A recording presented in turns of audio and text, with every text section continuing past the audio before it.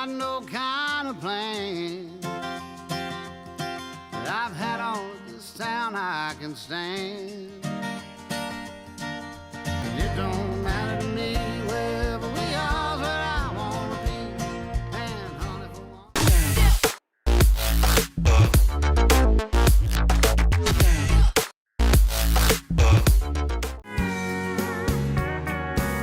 one. Baby, lock the door and turn the lights down low.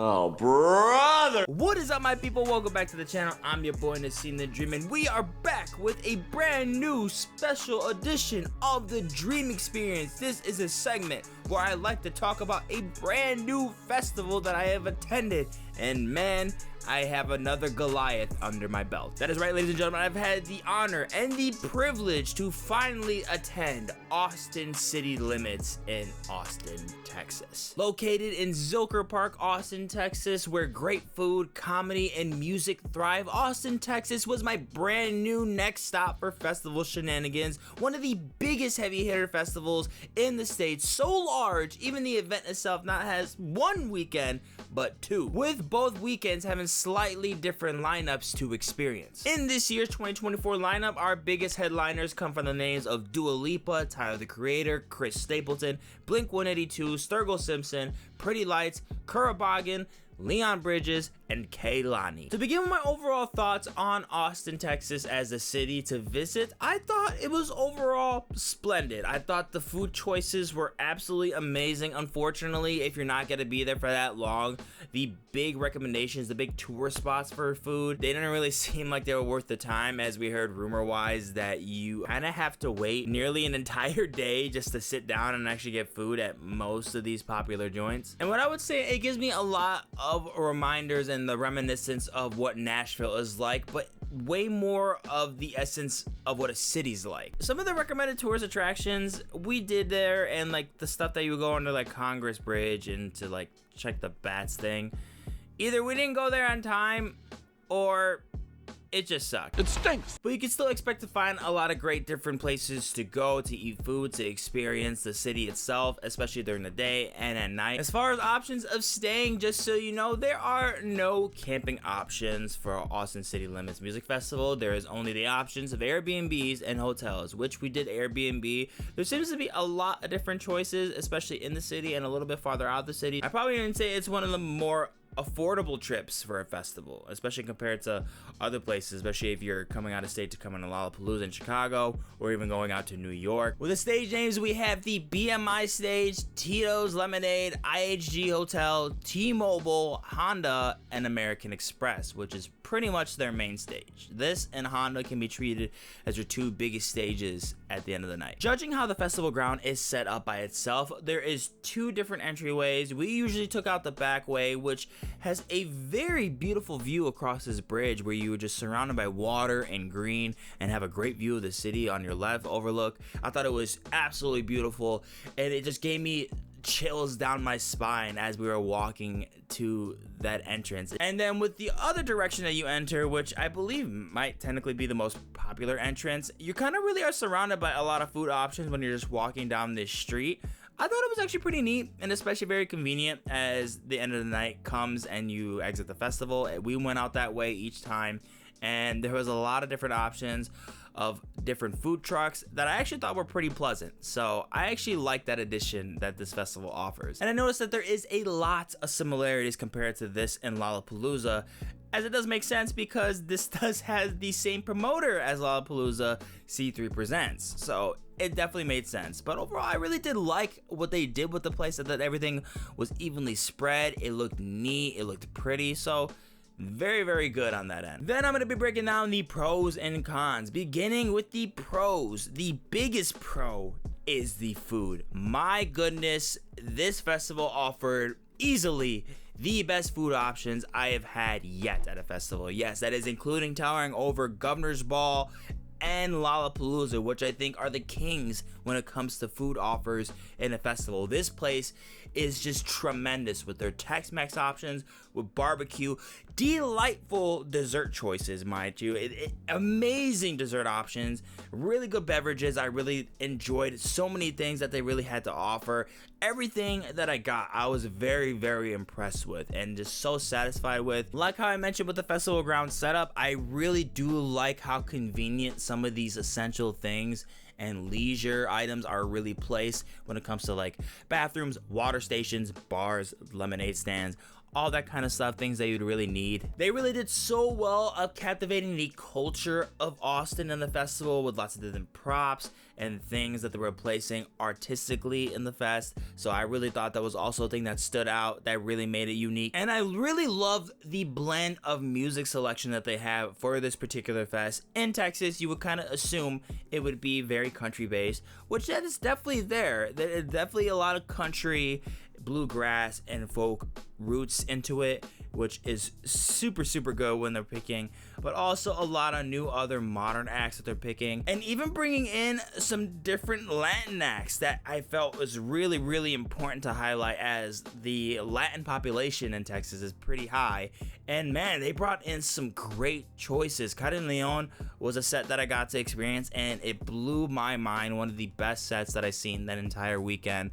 So overall, I really liked what they picked, and I like the styles that they go with, as it really embarks super well on the resemblance of what Austin is and try to embody. Moving on to the cons, there wasn't too many ones that I thought were that big of a deal, but unfortunately there is one that I do feel is a major deal. So they had some choices of like slushy items and stuff like that were offered to the fest goers. They were never really available. They were only good for the first 2 hours apparently of when the festival opened and at night, and it's not really that popular of a choice to get at night because it's a lot cooler. It's just like something like that would be a way better option while the sun is up and everyone's being cooked, you know what I mean?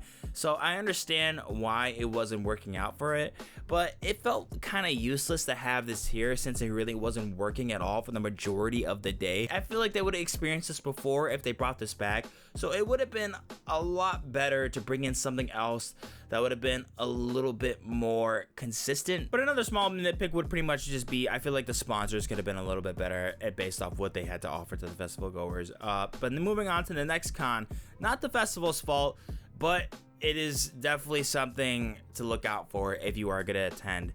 There is a lot of dust.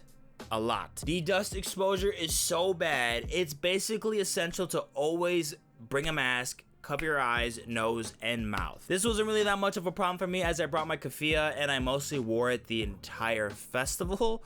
And it was really cool, but unfortunately for me, out of all the festivals that I attended, including Bonnaroo, that does present a lot of dust and wind that can really be brutal at times, it's never been this bad. And it was so bad to the point where I was pretty much inspired for the next visit of pretty much any festival I go to get goggles, because it felt like I was walking through a desert at most times. Even at night, when you're seeing the light highlight in the middle of the field, you see the dust in the air. It's just hovering 50 feet in the air. So you're in that, and it's a really big problem, a really big probability of possibly getting a respiratory infection. And when you leave the fest and when you get all cleaned up, hopefully you get cleaned up, you're gonna have a lot of times where you're gonna really need to get all that dust and soot out of your nostrils, and especially if it gets in your eyes like it did in mine.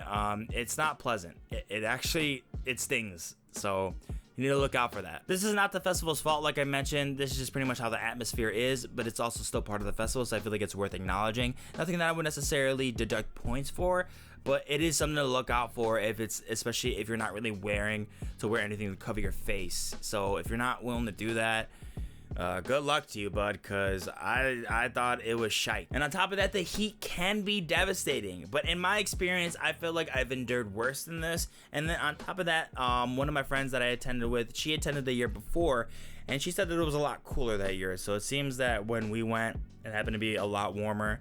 And I still thought it was a lot easier to manage than most of my attendances at other places. And now with the major con, this is unfortunately one that I feel is a huge problem, one that needs to be fixed for the following years, and I hope they fix it for the second weekend that I'm pretty sure they didn't.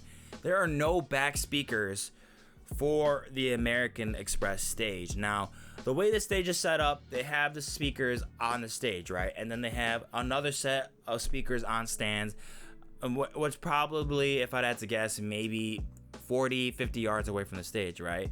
And that whole field can get pretty packed pretty quick, and especially because you have one of your main headliners closing on that stage each night. You had Chris Stapleton, Dua Lipa, and Tyler the Creator, your most advertised headliners.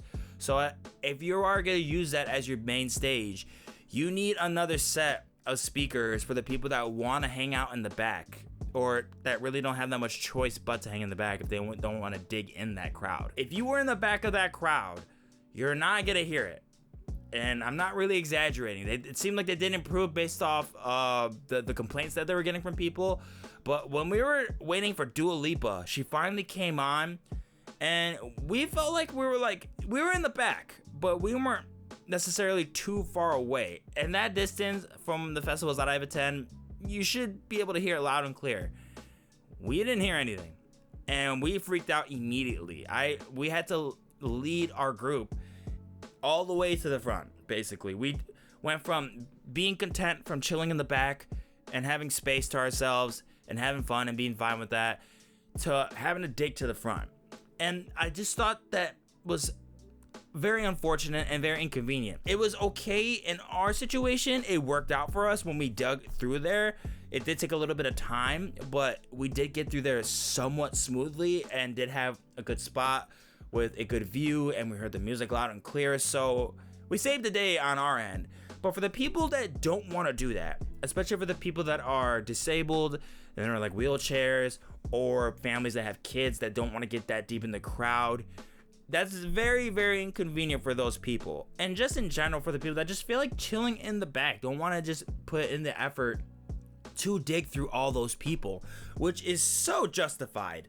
I mean, it's a headache to have to do that. It's so much nicer for people to just be in the back, or be in a space where they just feel like they're able to get out of that when they want to. If they need to go to the bathroom, or if they just want to leave, or they want to go grab some food, if they want to go grab some water, they're near that stuff already. And you should be able to hear the music from there, and you couldn't.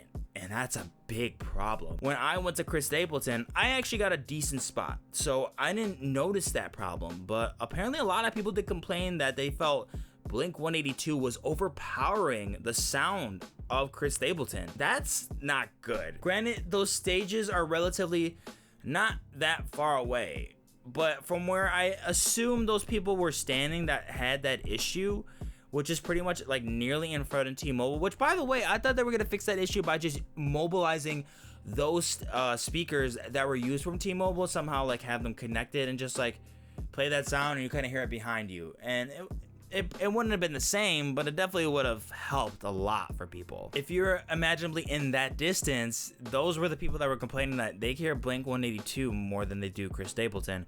And you're in a good central direction of seeing whoever's on that stage. So that's a major problem that I feel like the festival needs to change immediately for the future. No question that they can fit another double set of speaker stands. They have the space. Yeah, and it makes sense to me at the time. Like, why is there not even there? I thought about the setup for Lolla for Grant Park. They have it like that because it could get filled by that big stage, right? So it made no sense to me, like, why that wasn't there in the first place, but it is what it is, I guess. Without considering the cons at this point, now that I have mentioned them, including this major one, I have to tell you, this attendance will go as unforgettable in my book. This was an incredible festival to attend. The first day of this fest that I experienced will go down as one of the best first day kickoffs for any festival at any year I have ever attended. The emotions I felt that night were so overwhelming about everything, and just how impressed I was with everything that I had that day, food wise, how convenient everything was, how quick it was to get water, and how beautiful the setup was, how amazing that the city was behind American Express. I just thought everything was amazing. And it was also like a bit of a pleasant surprise that I didn't realize that C3 Presents were also the ones that put together this event. So it was also a bit of familiarity in the festival that I also did really like. I always enjoy it when festivals always present an extreme uniqueness to them.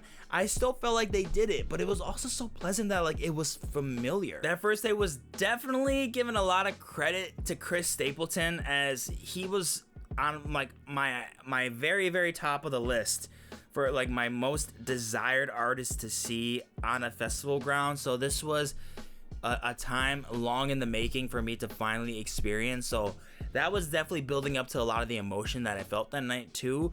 But it doesn't take it away that the festival gave me that, you know what I mean? I feel like for an artist like that, we can't really have that too much in other festivals anymore. With his name and how big he is, and how picky he is, you don't get that often. And man, like it was just so special, man. It was so good. The music that I heard that night was amazing. Porter Robinson absolutely killed it. Literally everyone that I seen was just so pleasant. It was so good, and it felt like they really brought their A game. And not only that, they were like looking forward to this event so much, and it makes so much sense because this is such a special fest. The love for the music here is so strong, and it presents just such an overall delightful experience, and surely earns its credentials as one of the main music capitals in the world. Having the city as a perk is definitely going to be a desired taste. If you like to have extra things to do after you attend a festival, especially at night, it's gonna really depend on what you like the most. If you like that kind of like dive bar scene, or it doesn't seem like some night areas are not open unless you are attending the plan to attend some after shows. You're always gonna find something to do at that point. It just really depends on the desire of what you like for a city, or for like where your setting is for a festival. So this is definitely not going to be for everybody, but I still feel like Austin is still a great pick, and it's definitely recommended for you to stay in the city, as it does have a lot to offer. With my final rating of this festival, I'm going to give this an 8.9 out of 10. A brilliant festival, a must attend, especially if you like the genre blends of Latin, country folk, and some other like modern blends in there. This is one that you have to attend. It's foolproof. It's definitely earned its name. It's earned its credentials, and it is just such a beautiful experience. I loved ACL. And that is it for this video on my review of Austin City Limits. Did you get to attend this year? Let me know what your favorite set was, which weekend you went to. Let me know what festivals that you want me to talk about or visit in the future. Guys, thank you so much for watching the video. Please like and subscribe to help the channel grow, as it means the world to me. Thank you guys so much for watching, and I'm gonna catch you in the next one. Deuces.